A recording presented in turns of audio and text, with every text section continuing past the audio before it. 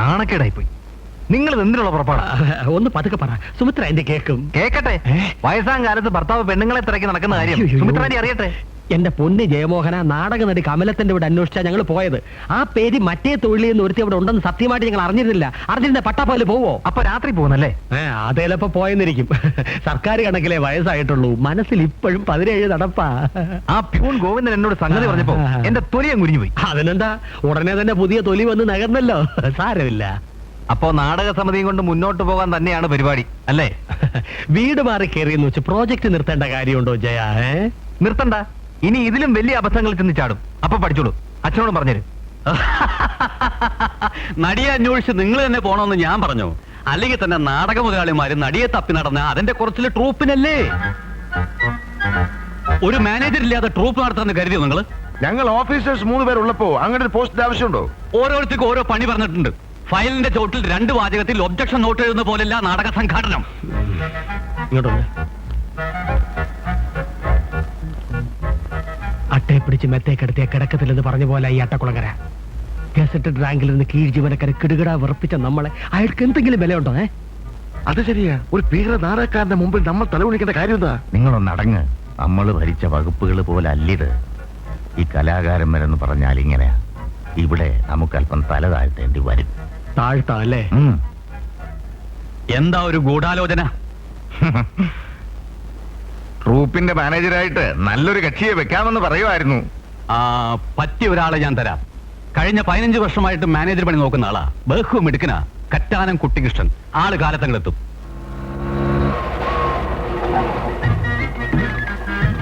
എത്ര ആയടേ?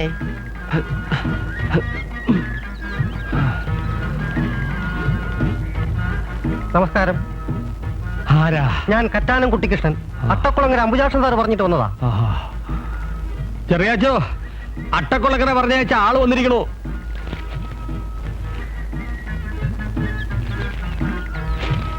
അയക്കപ്പെടുന്ന ആള് മിടുക്കനായിരിക്കും എന്നാണല്ലോ അട്ടക്കുളങ്ങര പറഞ്ഞത്. ഫിസിക്കൽ അപ്പിയറൻസിലല്ല, പ്രവൃത്തിയിലാണ് മിടുക്കൻ. സാറിനെ പോലെ വെളുത്തു ചുമന്നിരുന്നിട്ടും കാശിന് കൊള്ളത്തില്ലെങ്കിൽ എന്ത് കാര്യം?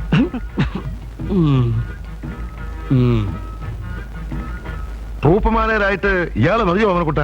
അതാ ഞാനും ആലോചിക്കുന്നത്. നാടകാവതരണത്തിന് ആവശ്യമായ സാഹചര്യം ഒരുക്കുക എന്നതാണല്ലോ മാനേജറുടെ ജോലി കൊണ്ട് ഉദ്ദേശിക്കുന്നത്, അല്ലാതെ ചുവടെടുക്കലല്ലോ.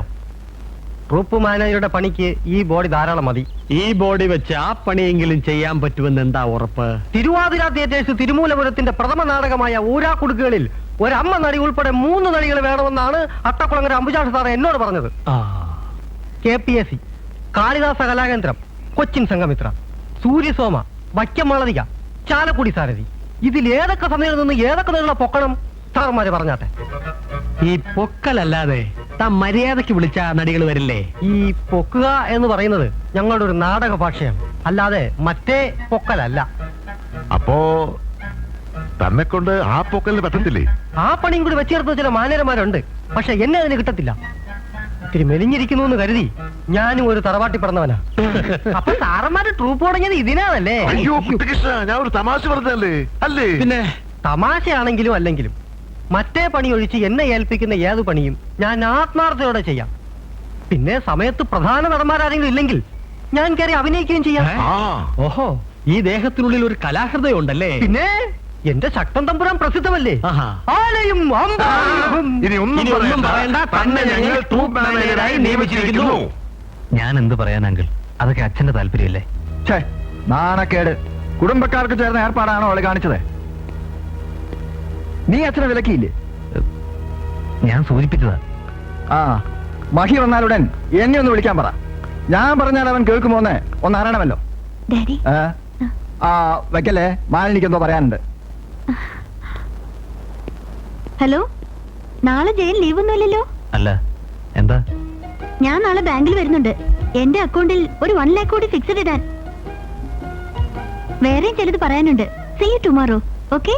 ശരി. ആരാ മോനെ? ആ രാജശേഖരൻ തമ്പി മോളും. എന്താ പതിവില്ലാതെ നിന്റെ സംസാരത്തിലൊരു പുച്ഛം? അച്ഛനും ഫ്രണ്ട്സും കൂടി നാടക സമിതി തുടങ്ങിയത് ഒരിക്കലും ഒരു നല്ല തീരുമാനമല്ല. സംഭവിച്ചു. അതിന് രാജശേഖരൻ എന്താ എത്ര ടെൻഷൻ? ആ തന്തയ്ക്ക് മോക്ക് അഹങ്കാരം കുറച്ച് കൂടുന്നുണ്ട്. ആലോചന കൊണ്ട് വന്നപ്പോഴേ ഞാൻ പറഞ്ഞ ഇത്ര വലിയതെന്നുള്ള ബന്ധം എനിക്ക് വേണ്ടെന്ന്. ആഹാ, ഇതാണോ കാര്യം? സിംഗപ്പൂരിൽ പഠിച്ചു വളർന്ന പെൺകുട്ടിയല്ലേ, ശകല എടുത്തിയാട്ടം ഉണ്ടെന്നേ ഉള്ളൂ. പാവാ. കാണാം പാവത്തം. നിശ്ചയം കൂടെ ഒന്ന് കഴിഞ്ഞോട്ട്. അവളും തന്തയും കൂടി നമ്മളെ കൊണ്ട് മൂക്കിട്ട് ഇട്ടാ വരപ്പിക്കും. അവളുടെ ഒരു പത്രാസും പട്ടിക്കുട്ടിയും ഫിക്സഡ് ഡിപ്പോസിറ്റ് ഓരോ കുരുക്കൾ ഉണ്ടാക്കി വെച്ചിട്ട് അച്ഛന് ഇതോടെ പോയി കിടക്കുന്നു. ഇന്ന് നാടകം വായനയാ. എവിടാ? ഗുരുവായൂരോ മൂകാംബികയിലോ? അയ്യോ അല്ല, ചെറിയനങ്ങളുടെ ഒഴിഞ്ഞു കിടക്കുന്ന വീടില്ലേ അവിടാ. റിഹാസില് കൺമുൻപിൽ തന്നെ ആവണമെന്ന് സൂസൻ എനിക്ക് ഭയങ്കര നിർബന്ധം. അതുകൊണ്ടാ. അരുവി ഒഴുകും പോലെ ശ്രുതിമധുരമായ ആ ഗാനത്തിന്റെ ഒടുവിൽ നന്ദഗോപാലനും സുഗന്ധിയും ആലിംഗനബദ്ധരായി നിന്നു. ഒരു ശക്തിക്കും തങ്ങളെ വേർപെടുത്താനാവില്ല എന്ന ഭാവത്തിൽ. അച്ഛൻ സുബ്രഹ്മണ്യൻ നമ്പൂരി വെളിയിൽ നിന്ന് പൂമുഖത്തേക്ക് കടന്നു വന്നത് അവരറിഞ്ഞില്ല. കോപാക്രാന്തനായ അച്ഛൻ നമ്പൂരി തന്റെ മകൾ ആനക്കാരന്റെ മകനുമായി കെട്ടിപ്പിടിച്ചു നിൽക്കുന്ന കണ്ട് പൊട്ടിത്തെറിച്ചു. നമ്പൂതിരി, നന്ദഗോപാല! ആ അലർച്ചയിൽ അവർ ജക്തിയാകന്നു മാറി. അച്ഛൻ നമ്പൂതിരിയുടെ ജ്വലിക്കുന്ന നോട്ടത്തിന് മുന്നിൽ ആ കവിതാക്കൾ തരിച്ചു നിന്നു. എന്തോ ദുരന്തം സംഭവിക്കാൻ പോകുന്ന മാതിരി രംഗത്താകെ ചുവന്ന വെളിച്ചം പ്രസരിച്ചു. അടുത്ത നിമിഷം ഒരു ആഘാതം പോലെ കർട്ടൻ പൊട്ടി വീണു. ഇവിടെ അനൗൺസ്മെന്റ്. അടുത്തൊരു രംഗത്തോടുകൂടി ഊരാ കുടുക്കുകൾ പൂർണ്ണമാവും. അതിനു മുമ്പ് ഒരു 10 നിമിഷം ഇടവേള.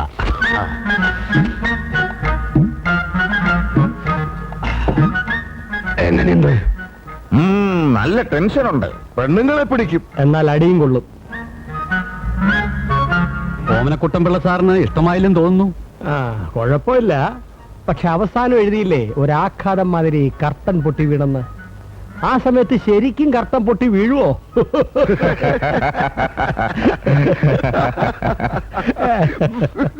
അയ്യേ, അതൊരു എഫക്റ്റിന് വേണ്ടി എഴുതിയതല്ലേ. കർട്ടൻ അഴിച്ചു തന്നെയാണ് ഇടുന്നത്. ഇനി വേറെ ആരെങ്കിലും ഏൽപ്പിച്ചാൽ കർട്ടൻ സമയത്ത് വീഴില്ല എന്നുണ്ടെങ്കിൽ ആ പണി കൂടി സാറ് തന്നെ ഏറ്റോ. ആ പണി എന്റെ മറ്റവനെ ഏൽപ്പിച്ചാ മതി. സാറേന്ന് വിളിച്ച വായ കൊണ്ട് സാമ്പാറിനെ വിളിപ്പിക്കരുത്. തെറ്റാ, ഞാൻ മഹാ ചെറ്റയാ. അതെനിക്ക് ആദ്യം കണ്ടപ്പോഴേ തോന്നി. ഓമനക്കുട്ടാ, തമ്പി എന്ന് വെറുതെ ഇരിക്കും. ക്ഷമയ്ക്കൊരു അതിലുണ്ട്. 4 അക്ഷരം എഴുതി സംവിധാനം ചെയ്യുന്നത് എന്റെ അതിലേക്ക് കണ്ട. ഓമനക്കുട്ടാ, മിസ്റ്റർ അട്ടൊരു തമാശ പറഞ്ഞത്. അതിനെന്താ ഇത്ര ചൂടാവാനുള്ളത്? തമാശ നാടകത്തിൽ മതി. പ്രകൃതിയുടെ ചലനങ്ങൾ പോലും മുൻകൂട്ടി അറിയാവുന്നവനാണ് ഞാൻ. ഞാനാണോ തന്നെ നടത്തിന് കട്ടം വലിക്കണ്ടേ? അയ്യേ, ഇങ്ങനെ എഴുതാപ്പുറം വായിക്കാണല്ലോ. ഒരു കാര്യം ഞാൻ പറഞ്ഞേക്കാം, എന്നെ അധിക നേരം എനിക്ക് നിയന്ത്രിച്ച് നിർത്താൻ പറ്റില്ല. എനിക്കും എന്നെ നിയന്ത്രിക്കാൻ പറ്റില്ല. അറിയോ? എന്തോ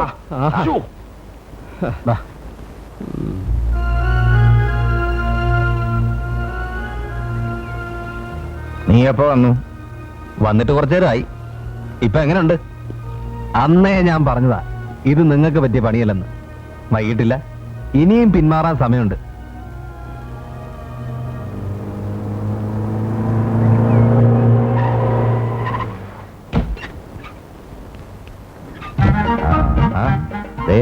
കറ്റാണൻ നടീനടന്മാരുമായിട്ട് വന്നിട്ടുണ്ട്.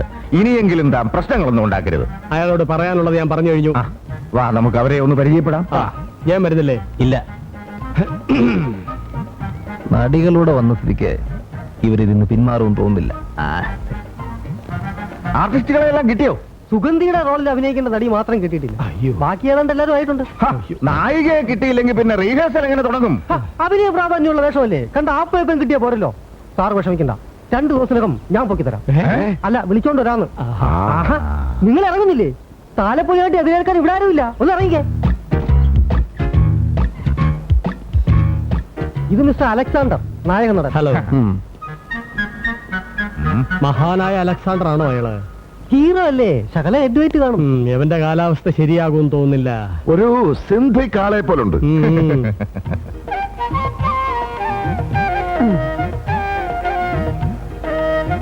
ഇതാണ് ഓടനാവട്ടം ഓമന ചേച്ചി. നമസ്കാരം.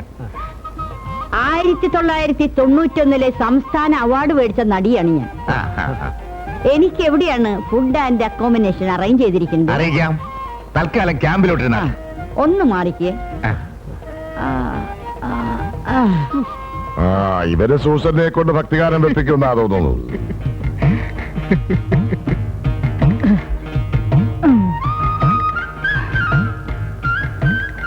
സാറിന്റെ 2ാമത്തെ മകളായിട്ട് അഭിനയിക്കുന്ന കുട്ടിയാ. പേര് താര.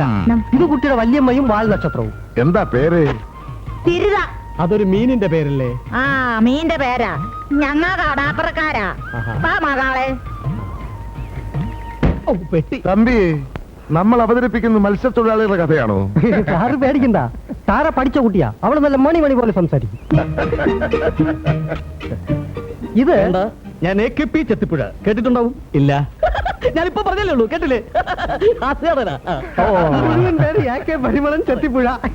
നല്ല യാത്രാക്ഷരമുണ്ട്, കുളിച്ച് ഫ്രഷ് ആയിട്ട് വരാം. ഇവൻ കുഴപ്പമില്ല, നല്ല ഹാസ്യം. ബാക്കിയുള്ളവരൊന്ന് ഇറങ്ങിയട്ടെ. അച്ഛൻ ഇത് എന്ത് ഭാവിച്ചിട്ടാണെന്ന് എനിക്ക് മനസ്സിലാവാത്തത്. നാടൻ നടികളെ ഇവിടെ താമസിപ്പിക്കാൻ ഞാൻ സമ്മതിക്കത്തില്ല. കുറച്ച് ദിവസത്തെ കാര്യമല്ലേ ഉള്ളൂ ചേട്ടാ, അവര് താമസിച്ചേച്ചു പോട്ടെ. നീ മിണ്ടാതിരി. കലാകാരന്മാരെ എന്നും ആദരിച്ചിട്ടുള്ള തറവാടായത്. പ്രതിഫലം കൊടുത്തിട്ടാ അഭിനയിക്കുന്നതെങ്കിലും അവരൊക്കെ നമ്മുടെ അതിഥികളാ എന്ന് വിചാരിച്ച് വീട്ടിൽ കയറ്റി താമസിപ്പിക്കണോ? റിഹേഴ്സൽ ക്യാമ്പിൽ ആവശ്യത്തിന് സ്ഥലമുണ്ടല്ലോ. പുരുഷന്മാർ അവിടെ താമസിക്കും. സ്ത്രീകളെ അഫോർഡ് ചെയ്യാനുള്ള സൗകര്യം അവിടെ കുറവാ. ഏതായാലും ഇവിടെ താമസിപ്പിക്കണ്ട. നാടക സമിതി ആരംഭിച്ചു എന്നറിഞ്ഞപ്പോഴേ രാജശേഖരൻ നബിക്ക് കലി ഇളയിരിക്കുക. ഇനി നടികളെ കൂടി ഇവിടെ താമസിപ്പിച്ചു എന്നറിഞ്ഞാ പിന്നെ അത് മതി. ഓ അത് ശരി. ഭാവിയിലെ അമ്മായി അച്ഛനെ പേടിച്ചിട്ടാ എന്റെ മോൻ അച്ഛനെ എതിർക്കുന്നത്. വേണ്ട, രാജനെ മോളെ വെറുപ്പിക്കണ്ട. അങ്ങനെ വരട്ടെ. അച്ഛന്റെ നാടക സമിതിയോട് പുച്ഛം തോന്നാൻ അപ്പൊ അതാണല്ലേ കാര്യം. ഒന്ന് പൊടി വിടുന്നു. എന്താ വന്ന കാലത്തിൽ നിൽക്കുന്നത്? ഇരുത്താട്ടെ. പരണ്ടിപ്പല കാണുവാ ഒന്നെടുക്കാനെ കൊണ്ട്. എന്നാത്തിനാ? ഞങ്ങൾക്ക് ഇതിലൊന്നും ഇരുന്ന് ശീലമില്ലേ. അതിനെന്താ, ഒരെണ്ണം ഇരിയാൻ പണിയിപ്പിച്ച് തരും. അതുവരെ ഇരിക്കാനെ കൊണ്ട് എന്താ ചെയ്യാമാളാളെ? വല്യമ്മച്ചി കുടില് വിട്ട് എങ്ങും പോയിട്ടില്ല, അതുകൊണ്ടാ ഇങ്ങനെ. യവക്കട നിർബന്ധം കൊണ്ട് നാടകത്തിന് വിട്ടെന്നേ ഉള്ളു കേട്ടാ. 10 ക്ലാസ് പഠിച്ചാനെ കൊണ്ട് മീമിക്കാൻ പെണ്ണിന് കുറച്ചില്ലാന്ന്.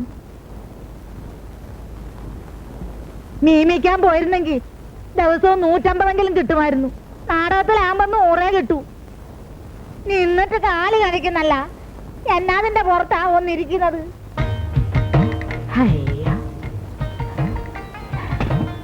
അയ്യോ, ഈ തള്ളയിൽ എന്നെ കാണിക്കാനാ പോന്നേ? ഒന്നിരിക്കാൻ. അയ്യോ, എനിക്ക് വയ്യ. എന്റെ നടുവടിച്ച. സൂസന്നേ